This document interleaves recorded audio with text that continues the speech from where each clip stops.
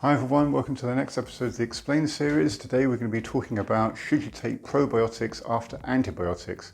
Well, my personal advice is that you should, and I personally think you should also take probiotics at least for a month, at least once a year, even if you haven't used any antibiotics. This is especially important when you get older.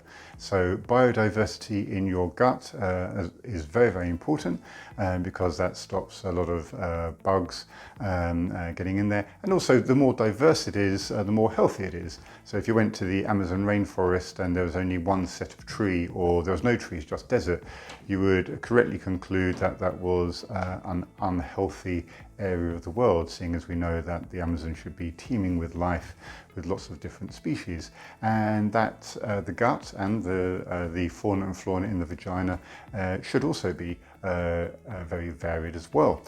So when you take antibiotics, what this does is it wipes out a lot of the good bacteria in the gut, as well as in the vagina and other places, and this should be replaced.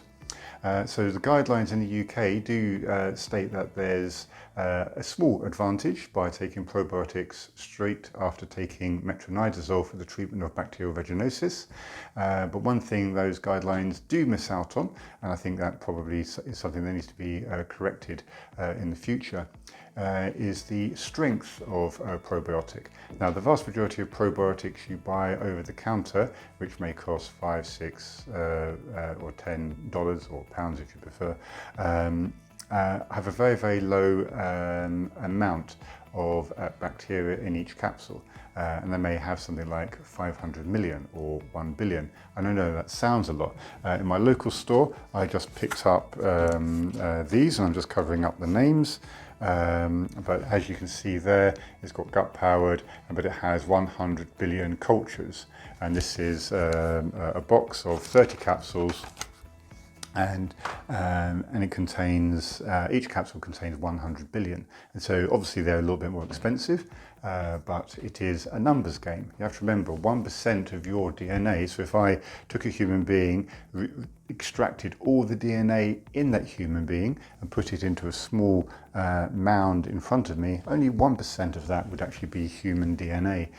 The rest of it would be DNA from bacteria and other organisms living in or on the human body. So think of it as a symbiotic relationship we need to have with bacteria, otherwise we're not going to live very long.